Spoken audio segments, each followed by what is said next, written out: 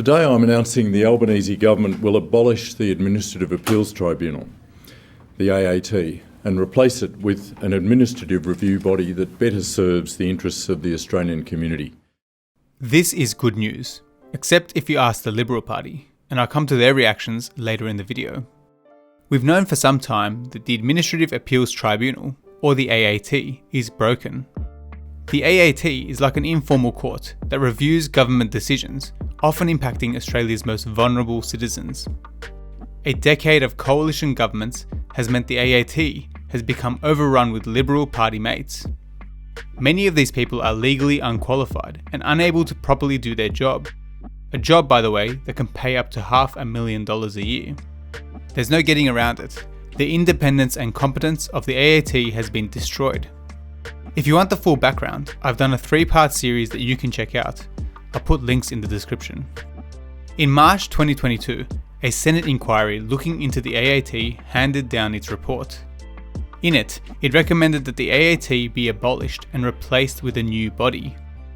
The coalition, of course, would have done no such thing, and Liberal Party members of the inquiry rejected all of the report's recommendations. But after Labor won the 2022 federal election, Mark Dreyfus, Labor's Attorney General, promised a full review of the AAT to figure out what to do next. I am going to be fully reviewing the operations of the Administrative Appeals Tribunal to make sure that it is fit for purpose, to make sure that it is working at the optimum level. It affects hundreds of thousands of Australians every year. They deserve to know that the very best people have been selected to sit on those merit-based review processes. And at the moment, you cannot have that confidence in the Administrative Appeals Tribunal. In December 2022, Mark Dreyfus went on to announce that the AAT would in fact be abolished. Here are the key takeaways from that announcement. The AAT's public standing has been irreversibly damaged as a result of the actions of the former government over 9 years. By appointing 85 former Liberal MPs, failed Liberal candidates, former Liberal staffers and other close Liberal associates without any merit-based selection process, including some individuals with no relevant experience or expertise, the former government fatally compromised the AAT, undermined its independence and eroded the quality and efficiency of its decision-making. This was a disgraceful exhibition of cronyism by the Liberal Party. The Albanese Government is committed to delivering a new, accessible, sustainable and trusted administrative review tribunal that serves the interests of the Australian people. The central pillar will be a new, transparent, merit-based appointments process. Re-establishing an administrative review body will be a lot of work, and there are valid concerns about causing more strain on an already stretched system.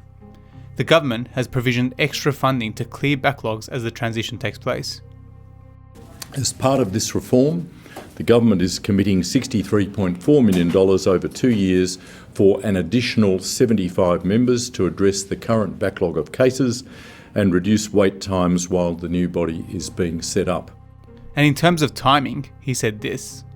Over the coming months, the government will consult on the design of the new body and we intend to introduce legislation to establish it next year. For those with matters before the AAT, I can assure you that the current matters will continue as usual while the reform is being implemented. Once the new body is established, any unresolved matters will transition to the new body. This is still early days, but the government has released its merit-based selection process that will be in force until the transition happens.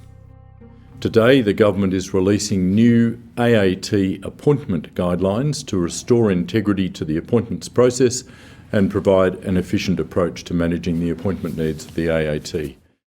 Current members of the AAT who wish to be appointed to the new body will be invited to apply through the transparent and merit-based selection process. This is the new selection guidelines the government has released. Basically, when there is a vacancy, the role is advertised publicly. Expressions of interests are then taken, and a selection panel will conduct the interviews. The panel then provides their recommendations to the Attorney General, who will then go through the process of getting people appointed. Previous processes under the coalition effectively had an additional point which allowed the Attorney General to ignore the panel completely and select their own choice of candidates. The wording of this new guideline seems to remove that option, although it's not entirely clear how much power the Attorney General has to choose a candidate that isn't the preferred one by the panel.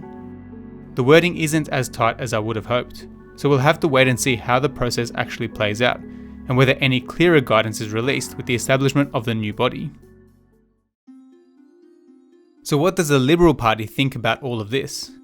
Well, given that most of their mates are not far off from being sacked, they aren't too happy. But even then, they can't be consistent with why Labor's move is a bad one. First, you had a statement released by Julian Leeser, the Shadow Attorney General. It was just meaningless nonsense, but here's the main points. Mr. Dreyfus's goal with this body is clear: reconstitute the AAT and stack it from the start. And this government is all about settling political scores. This announcement undermines the work of the tribunal in holding this Labor government to account. So basically, he's upset that many Liberal Party cronies will lose their jobs. He claims that Labor's motives are to start a fresh body to then stack with Labor's mates. But that doesn't make any sense, given Labor can just stack the existing AAT without abolishing it, in exactly the same way the Liberals did. Why go through all the effort of reforming the system and drawing all this attention if that was their motive? But then you had former Senator Amanda Stoker, who was the Assistant Attorney General under Scott Morrison, giving her opinion. According to her, this reform is a smokescreen and hides the fact that there are apparently abundant ex-Labor MPs, members and union mates on the AAT. First of all, this isn't true.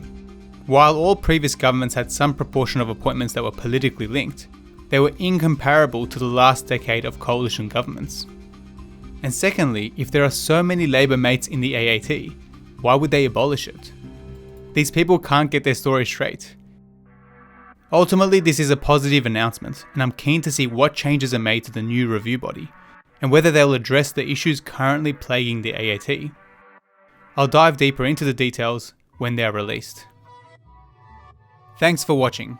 If you want to support the channel and help me make more content, please consider checking out my Patreon page. Link is in the description below.